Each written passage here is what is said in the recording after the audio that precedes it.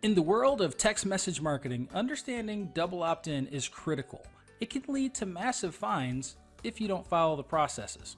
In countries like the US, double opt-in is actually required. Other countries, the regulations aren't quite as demanding.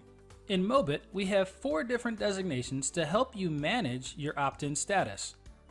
There's non-marketable, which are people who have never given you explicit permission to market to them via text messaging.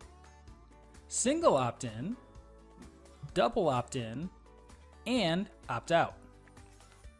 In the US, you cannot send a marketing message via text unless the contact is double opted in. Let's look at the double opt-in experience through this illustration. In this case, we have a speaker who's speaking to a crowd of non-marketable contacts. He says, "Text awesome" to 72,000. That's one way that someone can single opt in, is by texting a keyword to 72,000. When they do this, that will create a new contact in Mobit, and it will mark them as single opt-in. At this point, you have a choice within Mobit. You can either send them a double opt-in message that says, "Reply yes to receive the special resources that I promised," or you could say, "Click this link and fill out the double opt-in form." The choice is completely yours. We'll cover both of these options when we get back into Mobit. Once you reply yes, or once the contact fills out the form, then they are considered double opt-in status. If at any time they reply stop to any of your text message marketing, they will achieve the status of opt-out inside Mobit. In order to help you stay in the clear and in line with the best practices of text message marketing, here is some language that we suggest that you put in your texts. Number 1, for the double opt-in message that says reply yes, at the bottom of that text, we suggest that you put in some language that says that they will receive periodic text messages, that says that the texts come from an automated technology, and that consent is not a condition of purchase. Number 2, if your non-marketable contacts are going to fill out a web form that is going to ask for permission to text them, we suggest that you put this text on your web form. Number 3, at the bottom of every marketing text message that we send out through Mobit, we'll have this opt-out message. You can edit this opt-out message, but this is the minimum requirement. And number 4, if you're going to use a keyword in print, let's say if you're going to send out a mailer, or if you're at an event and you have flyers, we suggest this text on that media. You can find this language below on this page. Now let's see how this works inside Mobit. Once a person texts in the keyword, Mobit will check the status of that contact record. If it is not double opt-in, it will send the double opt-in message that you specified in the Mobit action. Down here is where you specify the double opt-in message. To ensure that your Mobit system will recognize people's opt-in status, first, let's close this action. We go to Main Navigation, Settings, and then to the SMS settings. If we scroll down, you'll see this bypass double opt-in process. We want to make sure that this is set to no.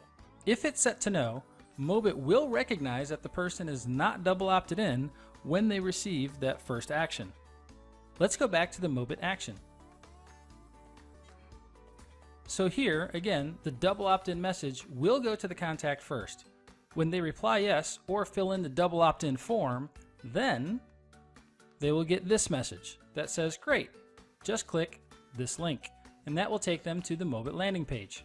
To edit the double opt-in message, first we need to go to the main navigation and templates. Under templates, we want to go to the Mobit SMS templates. Here, you will see the double opt-in message that we're using in our example. If you wanted to create a new one, you can just click Add Mobit Template.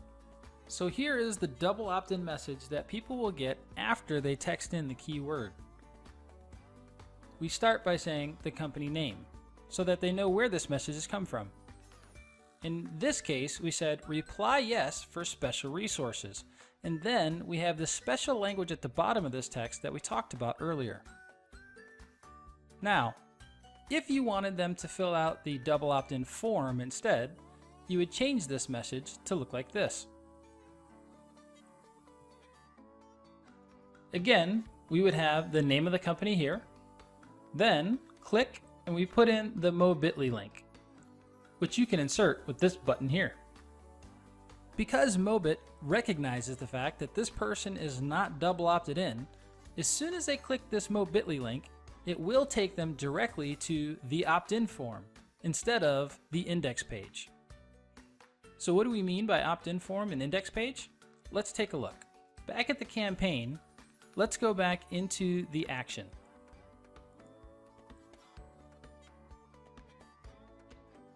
Here, you will see that we have the same kind of Mobit link in the marketing message. Generally speaking, when somebody clicks this link, it will take them to this index page here that you see in the landing page options. But when it's a double opt-in message, instead of going to the index page, they will go to the opt-in page. Let's take a look at where that is. We can click on Landing Page Editor. And in the landing page, you'll see that we have an index page, an opt-in page, a thank you page, and an inactive page. If a contact is not double opted in, and they click a Mobit link, they will automatically come to this opt-in page. You can design this page however you like.